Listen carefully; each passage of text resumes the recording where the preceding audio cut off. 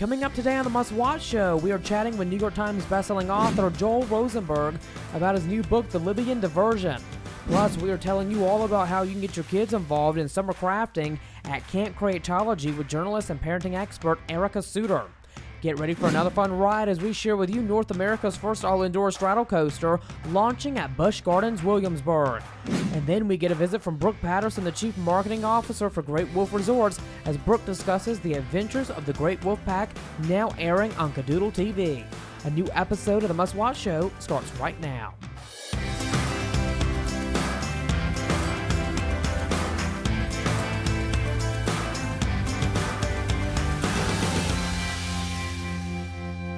Welcome to the Must Watch Show. I'm Noah Wilson. We got a great one for you today. But first up, my first guest. I'm really excited about this. Great Wolf Entertainment. You know them. They released their new series, Adventures of the Great Wolf Pack, currently available to watch on Cadoodle. Hi, Cadoodle. Please welcome Brooke Patterson, the Chief Marketing Officer for Great Wolf Resorts, here to discuss more. Hi, Brooke. She's joining us on Zoom. Hi, Noah. It's great to be here with you, and I'm excited to talk about the Great Wolf Pack. Well, Brooke, let's go ahead and get started. So first off, Great Wolf Lodge's newest series, Adventures of the Great Wolf Pack, is now available to stream on Cadoodle, which I love Cadoodle. They had a successful launch of the first animated film, The Great Wolf Pack, A Call to Adventure. But what made the team at Great Wolf Entertainment want to bring a series to the young audience? Well, storytelling has always been a really big part of the Great Wolf brand. And we thought, what better way to, foray into entertainment than to bring to life our Great Wolf Lodge characters into a really fun, exciting, adventure-driven story. The movie did so well that we were like, hey, these are great characters to go on adventures, and we want to create a series that follows these characters through their adventures in Spiritwater Forest on their mission to really help people in need. I love that. Such a great concept. And, Brooke, tell us how young kids will be able to learn along the way with the characters in the show. I think one of the things that was really important to us as we developed the series and developed the characters was really thinking about how we make our characters very relatable and very dimensional. So I think what kids are going to be able to learn and experience is the different strengths that you can bring to the table, as well as the different failures that you face. And how do you really face those failures and really overcome them, and really find out that a lot of the differences that we have actually make us stronger when we're working together and really overcoming some of our failures and at the end of the day, succeeding. Absolutely. This series really teaches kids great lessons at the very end of the episode. And also, too, the new animated content features Great Wolf Lodge's 5 famed woodland animals. Obviously, we couldn't have the show without them. So to make the people that cannot make it out to Great Wolf Lodge, I feel like, they are on this adventure with the characters. Can you talk to me about how you wanted families with their kids to connect with the characters and the stories? Well, there's a few things. You mentioned the experience in the lodge, and some of the themes that are really important to us is how do you use your imagination? How do you overcome challenges? How do you work together as a team? And I think those are all things that families experience when they come to the lodge. And so by producing through the characters and through their stories, this is really a way for families to engage with the brand while they're at home in a fun, entertaining, and just really wholesome way. And that was important to us as a brand. Now, Brooke, how important is it now more than ever to convey positive messaging for children, especially with the Great Wolf Pack? I think it's very important. And, you think about some of the challenges that not only kids, but also parents kind of face together. And we wanted to be a really positive reinforcement for families that you can talk about these types of challenges and talk about these types of themes. And again, really show a positive way and how you address them, how you overcome them, and also have fun. I think that's another big part of our brand is how do we make sure that when things are challenging and serious, that you also take a little bit of time to play and explore. And those are things that are really important, I think, for families to think about and remember in their day to day. Well, Brooke Patterson, the Chief Marketing Officer for Great Wolf Resorts, thank you so much for joining us on the show and speaking about this incredible new series, Adventures of the Great Wolf Pack. It's currently available to stream right now on Cadoodle TV. Brooke, you take care and you have a great day, and maybe we can have you back on again real soon. It would be fun. I'd love to. Thank you so much, Noah. Have a great day. Thanks, Brooke. Well, coming up next, journalist and parenting expert Ericka Souter is here. Stick with us.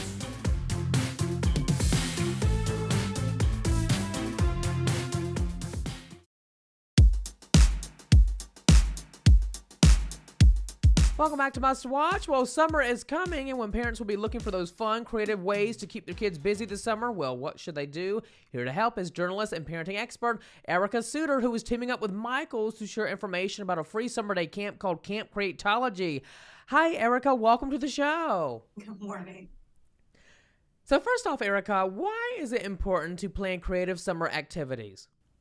Well, there's the benefit for both parent and child. If you're like me, you're looking for activities that produce some quality family time, but also keep the kids active and engaged and happy. And I found that Camp Creatology does that. It's a mix of fun and educational activities, and there's also free or low-cost options for participating in the class. Now, for all the moms and dads interested in this camp, tell us about Camp Creatology.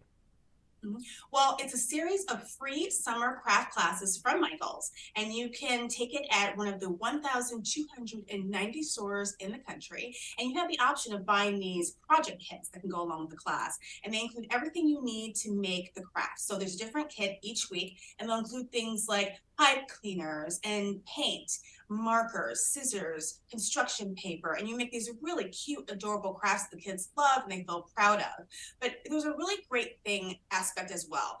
It's important for parents that the classes be accessible and easy for their kids to attend, and Michaels has made that commitment by offering 4 ways to participate. You can do live in store, live online, on demand, or even do a self-guided project, which I did with my son the other day. We made this scuba diving bear, and he loves it. He was totally in love with it.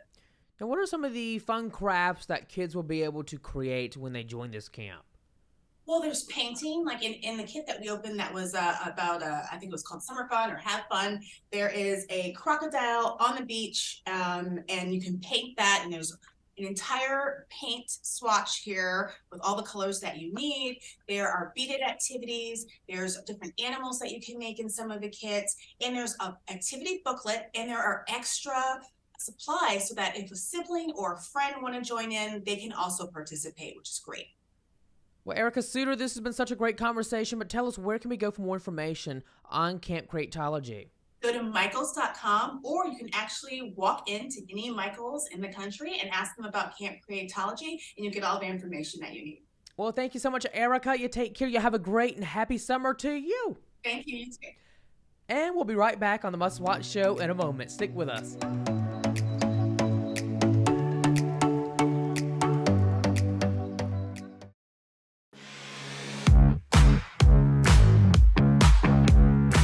Joining us from Israel is best-selling author Joel Rosenberg to preview The Libyan Diversion, his newest political thriller that is ripped from the headlines. Welcome, Joel. It's so nice to have you on the show this morning, and what a nice view. Thank you. This is legit Jerusalem. This is not a green screen. That's the old city of Jerusalem, where all the prophets were, where Jesus was born, or not born, but died and resurrected, coming back here. It's really a fascinating place to live, whether you're Christian, Jewish, Muslim, or even not of a religious faith. And it's a target-rich environment to write political thrillers, I got to tell you, Noah. Oh, well, I'm so glad that we could have you on the show, and what a fantastic book. It's available now, you guys. But Joel, first off, what was the inspiration for the new novel? Yeah. Well, The Libyan Diversion came out of a conversation I had with a friend of mine. He happens to be the former CIA director and former Secretary of State, Mike Pompeo. I got to know him when he was a congressman before all that, and he was a reader of my political thrillers, enjoyed them, was a fan, and he invited me up for coffee. We became friends, and a couple years ago, I asked him, listen, Mr. Secretary, I've written about China, Russia, North Korea, Iran, lots of threats. What should I be writing about? What keeps you up at night that maybe I haven't focused on? And he said, I'm really worried about the U.S. border with Mexico. That Mexico, the Mexican government is basically surrendering large swaths of territory up along the U.S. border. And what they're doing is they're surrendering it to drug cartels, human traffickers, and organized crime syndicates. And as I thought about that more, as we talked about it more, I realized terrorists from the Middle East could be coming through that Mexican border. Right. What if they did? And what if they were bringing nuclear dirty bombs with them to do something far worse than 9/11? That became the premise of this thriller, The Libyan Diversion. And I got to tell you, I hope it's just fiction, but the U.S. has captured 83 terrorists from the Middle East on the U.S. terror watch list just on that border just this year. 98 last year, 83 this year. So I worry about who are they not catching, right? So I want this to be fiction, a fun summer read, become a major motion picture, become a Netflix series, whatever. I don't want it to actually happen. I completely agree with you, and I think that this is a topic that we don't discuss enough. It doesn't get a lot of mainstream media, and and when you put it that way, it does bring out a lot of concerns as who is coming over here to the U.S. And I think that's something that we all should really be cautious about. But Joel, what are some of the personal experiences that influence the book that we can read this summer? Well, I think for me, living in this region, in Israel, I'm a dual U.S. Israeli citizen. I'm an evangelical, and I've got 4 sons. One of them is named Noah, just about to graduate high school. So I love that name. And 2 of my other sons have actually served in the Israeli army, one of them in a special forces unit. And one of the things about Israel is, we're very threatened by our neighbors and by our enemies. But we don't let people just walk into our country. If you want to fly here, visit here, no problem. But you can't just walk in like across America's southern border. Israel has walls on our Jordan border, on our Lebanon border, on our Syrian border, on our Egyptian border, on our Gaza border. You can't just walk in. That's to keep terrorists out. That's what America needs. But without it, and in the case of, I'm not trying to be a partisan. I'm trying to be a patriot. Because I still love America, even though I'm here in Israel. And I got to tell you, I'm more worried about the terror threat to the United States right now than to Israel. Yeah. And we just had 1,400 rockets fired at us. So it's not like a small thing to say that. But that's why I wrote The Libyan Diversion. Now, Joel, tell us, how do you research a novel that mirrors so many current events that's happening in America today? Well, Noah, one of the blessings of selling 5 million copies is that I've gotten to meet a lot of really interesting people, spies, counterintelligence, counterterrorism people, but also presidents, prime ministers, kings, crown princes. They're reading the books, and they invite me to have coffee or come meet with them. And so I pick up a lot of great material that I think, wow, that's going to be a novel. For example, a few years ago, I wrote a novel called The Jerusalem Assassin. That's about what if a Saudi leader decided to make peace with Israel with an American president trying to broker it. Well, right now, President Biden is talking about trying to broker a peace treaty between Israel and Saudi Arabia. And I actually got invited twice to meet the Crown Prince of Saudi Arabia, the future king of Saudi Arabia. I've spent hours with him. So that's kind of weird. I got to tell you, when my novels give me an open door to learn more, and then when I don't want them to come true, the negative things. But if a peace treaty could happen in the next few months, like Biden is talking about, that'd be great. And again, that's not a partisan point. We need peace between Israel and Saudi Arabia to deal with the threat from Iran. And if Biden can do it, God bless him. Now, what role can fiction really play in education readers about world events? Can you talk to us about that? Because I think it's a really important topic. Yeah, well, most people don't want to be educated. What they want is to be entertained, and I get that. And that's why I've got to try to persuade you and your viewers to buy the book and then to read the book, and I got to earn it every single page, because I know you'd all rather be watching Netflix or Amazon Prime or Paramount Plus, whatever. I get that. So I'm up against a lot of competition. So I have to earn it every single paragraph, every single page. I write these small, intense chapters with cliffhanger endings, and they're like Pringles. You can't eat just one. So I want you tweeting at me at 6 a.m., cursing me. I don't really want the curses, but like, oh, I can't believe it. I'm awake. I didn't sleep all night. I got to go to work. I got to go to school. I got to take care of the kids, and I'm exhausted. That's awesome.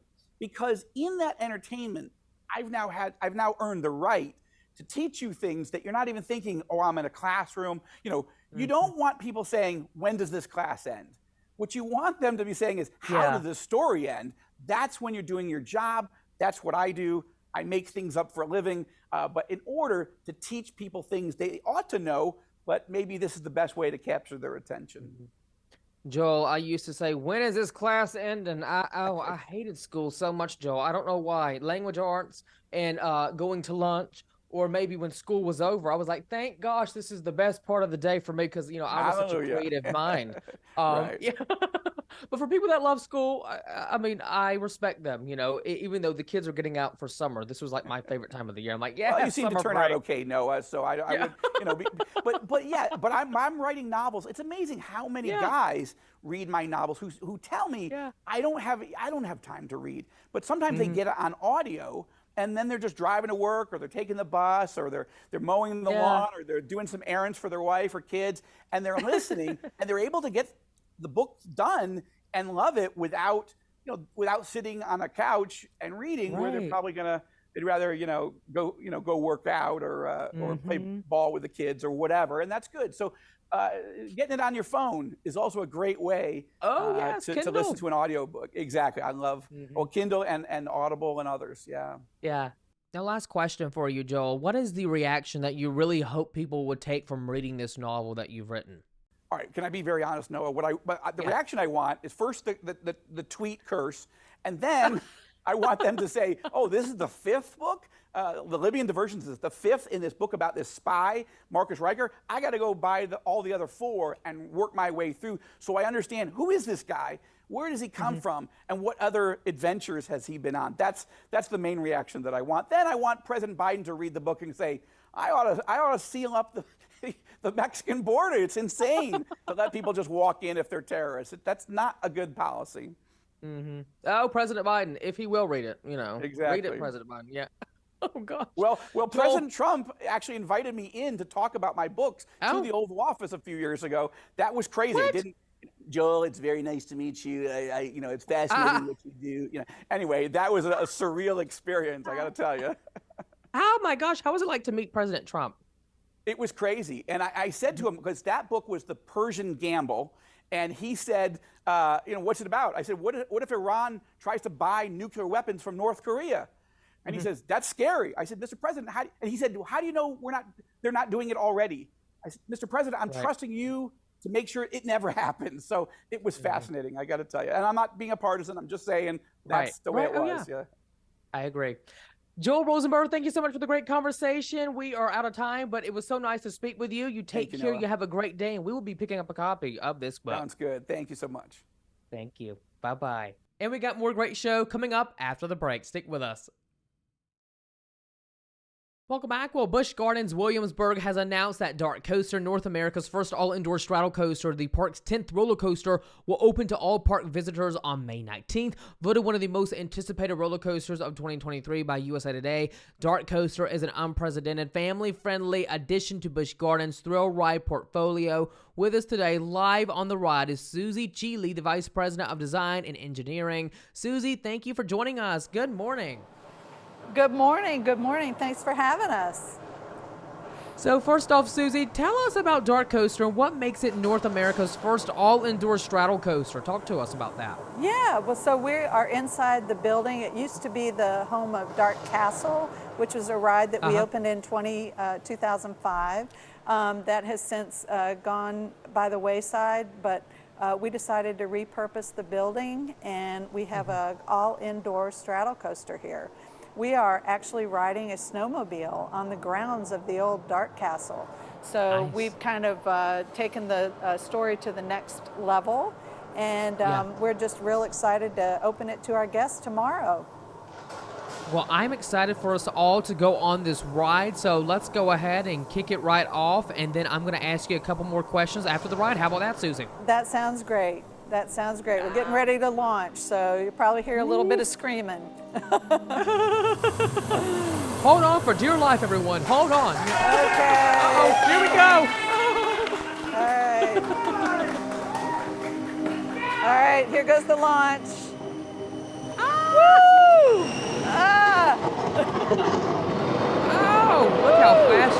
going. And it's cold in here too. Woo!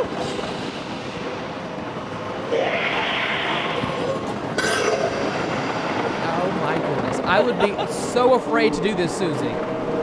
Yes. Well, and how often do you get to ride a snowmobile in the middle of summer in Virginia, right? I know,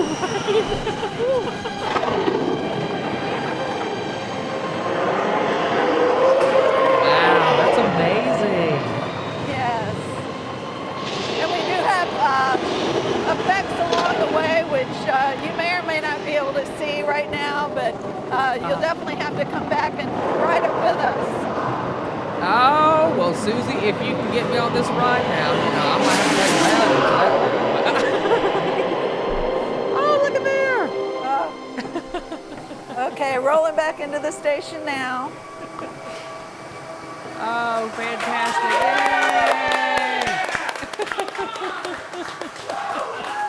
Now, Suzy, what can guests experience on the ride? Can you talk to us about that? Sure. Well, there, like I said, a lot of special effects along the way. Definitely some speed, slow downs, ups and downs.